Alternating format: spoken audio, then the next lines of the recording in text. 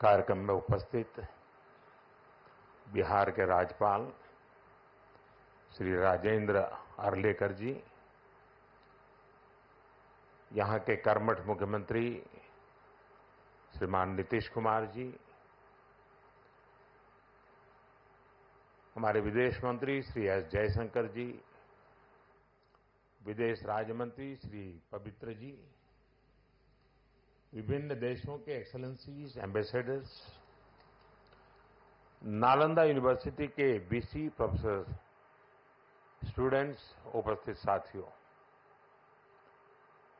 मुझे तीसरे कार्यकाल की शपथ ग्रहण करने के बाद पहले 10 दिनों में ही नालंदा आने का अवसर मिला है।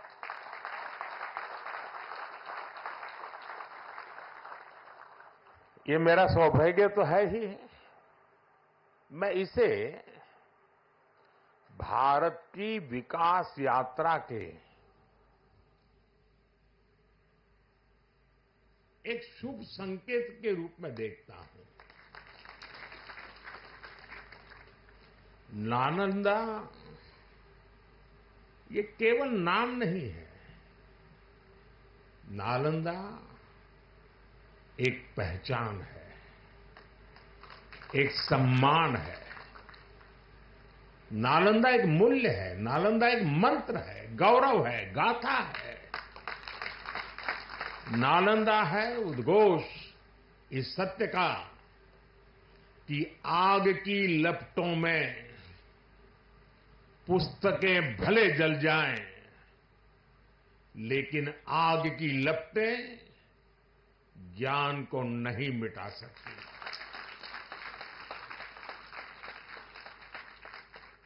नालंदा के ध्वंस ने भारत को अंधकार से भर दिया था। अब इसकी पुनर्स्थापना भारत के स्वर्णिम युग की शुरुआत करने जा रहा है।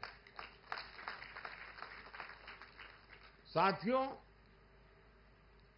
अपने प्राचीन अवशेषों के समीप नालंदा का नवजागरण,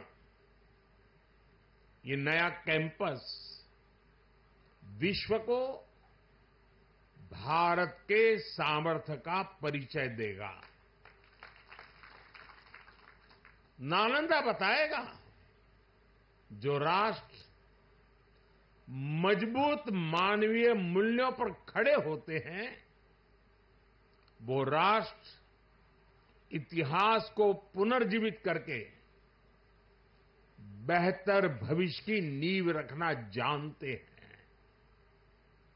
और साथियों, नालंदा केवल भारत के ही अतीत का पुनर्जागरण नहीं है, इसमें विश्व के, एशिया के कितने ही देशों की विरासत जुड़ी हुई है।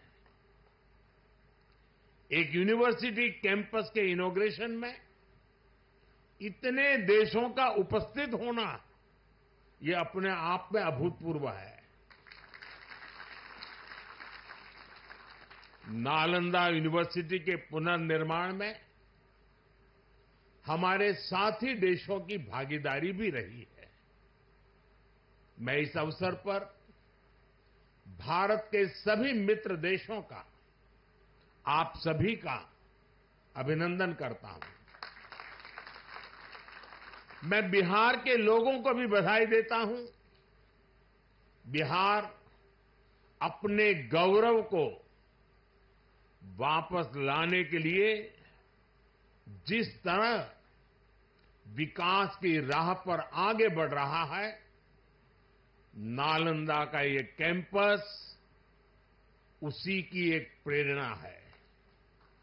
साथियों, हम सभी जानते हैं कि नालंदा कभी भारत की परंपरा और पहचान का जीवंत केंद्र हुआ करता था। नालंदा का अर्थ है न अलम ददाति इति नालंदा, अर्थात जहां शिक्षा का, ज्ञान के दान का अविरल प्रवाह हो। शिक्षा को लेकर, एजुकेशन को लेकर यही भारत की सोच रही है। शिक्षा सीमाओं से परे है, नफा नुकसान के नजरिए से भी परे है। शिक्षा ही हमें गढ़ती है, विचार देती है और उसे आकार देती है। प्राचीन नालंदा में बच्चों का एडमिशन, उनकी पहचान, उनकी नेशनलिटी को देखकर नहीं होता था। हर देश, हर वर्ग के युवा यहां आते थे। नालंदा विश्वविद्यालय के इस नए कैंपस में हमें उसी प्राचीन व्यवस्था को फिर से आधुनिक रूप में मजबूती देनी है। और मुझे ये देखकर खुशी है कि दुनिया के कई देशों से यहां स्टूडेंट्स आने लगे हैं। यहां नालंदा में 20 से ज्यादा देशों के स्टूडेंट्स पढ़ाई कर रहे हैं। ये वसुधैव कुटुंबकम की भावना का कितना सुंदर प्रतीक है। साथियों, मुझे विश्वास है आने वाले समय में नालंदा यूनिवर्सिटी फिर एक बार हमारे कल्चरल एक्सचेंज का प्रमुख सेंटर बनेगी। यहां भारत और साउथ ईस्ट एशियन देशों के आर्ट वर्क के डॉक्यूमेंटेशन का काफी काम हो रहा है। यहां कॉमन आर्काइवल रिसोर्सेज सेंटर की स्थापना भी की गई है। Nalanda university ASEAN India university network बनाने की दिशा में भी काम कर रही है। इतने कम समय में ही कई लीडिंग ग्लोबल इंस्टीट्यूशंस यहां एक साथ आए हैं। एक ऐसे समय में जब 21वीं सदी को एशिया की सदी कहा जा रहा है, हमारे ये साझा प्रयास हमारी साझी प्रगति को नई ऊर्जा देंगे। साथियों, भारत में शिक्षा मानवता के लिए हमारे योगदान का एक माध्यम मानी जाती है। हम सीखते हैं ताकि अपने ज्ञान से मानवता का भला कर सके। आप देखिए, अभी 2 दिन ही के बाद ही 21 जून को इंटरनेशनल योगा डे है। आज भारत में योग की सैकड़ों विधाएं मौजूद है। हमारे ऋषियों ने कितना गहन शोध इसके लिए किया होगा, लेकिन किसी ने योग पर एकाधिकार नहीं बनाया। आज पूरा विश्व योग को अपना रहा है। योग दिवस एक वैश्विक उत्सव बन गया है। हमने अपने आयुर्वेद को भी पूरे विश्व के साथ साझा किया है। आज आयुर्वेद को स्वस्थ जीवन के एक स्रोत के रूप में देखा जा रहा है। सस्टेनेबल लाइफस्टाइल और सस्टेनेबल डेवलपमेंट का एक और उदाहरण हमारे सामने है। भारत ने सदियों तक सस्टेनेबिलिटी को एक मॉडल के रूप में जीकर दिखाया है। हम प्रगति और पर्यावरण को एक साथ लेकर चले हैं। अपने उन्हीं अनुभवों के आधार पर भारत ने विश्व को मिशन लाइफ जैसा मानवीय विजन दिया है। आज इंटरनेशनल सोलर अलायंस जैसे मंच सुरक्षित भविष्य की उम्मीद बन रहे हैं। नालंदा यूनिवर्सिटी का ये कैंपस भी इसी भावना को आगे बढ़ाता है। ये देश का पहला ऐसा कैंपस है जो net zero energy, net zero emissions, net zero water and net zero waste model पर काम करेगा। अप्प दीपो भव के मंत्र पर चलते हुए कैंपस पूरी मानवता को नया रास्ता दिखाएगा। साथियों, जब शिक्षा का विकास होता है तो अर्थव्यवस्था और संस्कृति की जड़ें भी मजबूत होती है। हम डेवलप कंट्रीज को देखें तो ये पाएंगे वो इकोनॉमिक और कल्चरल लीडर तब बने जब वो एजुकेशनल लीडर्स हुए। आज दुनिया भर के स्टूडेंट्स और ब्राइट माइंड्स उन देशों में जाकर वहां पढ़ना चाहते हैं। कभी ऐसी स्थिति हमारे यहां नालंदा और विक्रमशिला जैसे स्थानों में हुआ करती थी। इसलिए ये केवल संयोग नहीं है कि जब भारत शिक्षा में आगे था तब उसका आर्थिक सामर्थ्य भी नई ऊंचाई पर था। ये किसी भी राष्ट्र के विकास के लिए एक बेसिक रोड मैप है। इसलिए 2047 तक विकसित होने के लक्ष्य पर काम कर रहा भारत इसके लिए अपने एजुकेशन सेक्टर को उसका कायाकल्प कर रहा है। मेरा मिशन है कि भारत दुनिया के लिए शिक्षा और ज्ञान का केंद्र बने। मेरा मिशन है भारत की पहचान फिर से दुनिया के सबसे प्रोमिनेंट नॉलेज सेंटर के रूप में उभरे। और इसके लिए भारत आज बहुत कम उम्र से ही अपने स्टूडेंट्स को इनोवेशन की स्पिरिट से जोड़ रहा है। आज एक तरफ 1 करोड़ से ज्यादा बच्चों को अटल टिंकरिंग लैब में लेटेस्ट टेक्नोलॉजी के एक्सपोजर का लाभ मिल रहा है, वहीं दूसरी ओर चंद्रयान और गगनयान जैसे मिशन स्टूडेंट्स में साइंस के प्रति रुचि बढ़ा रहे हैं। इनोवेशन को बढ़ावा देने के लिए भारत ने 1 दशक पहले स्टार्टअप इंडिया मिशन की शुरुआत की थी। तब देश में कुछ 100 ही स्टार्टअप थे, लेकिन आज भारत में 1,30,000 से ज्यादा स्टार्टअप है। पहले की तुलना में आज भारत से रिकॉर्ड पेटेंट फाइल हो रहे हैं, रिसर्च पेपर पब्लिश हो रहे हैं। हमारा जोर अपने यंग इनोवेटर्स को रिसर्च और इनोवेशन के लिए ज्यादा से ज्यादा मौके देने का है। इसके लिए सरकार ने 1 लाख करोड़ रुपए का रिसर्च फंड बनाने की घोषणा भी की है।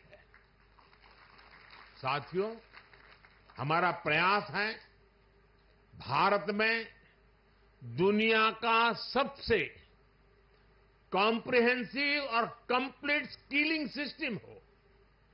भारत में दुनिया का सबसे advance research oriented higher education system हो। इन सारे प्रयासों के नतीजे भी दिखाई दे रहे हैं। पिछले कुछ सालों में भारतीय यूनिवर्सिटीज ने ग्लोबल रैंकिंग में पहले से काफी बेहतर परफॉर्म करना शुरू किया है। 10 साल पहले क्यूएस रैंकिंग में भारत के सिर्फ 9 शिक्षा संस्थान थे। आज इसकी संख्या बढ़कर 46 पहुंच रही है।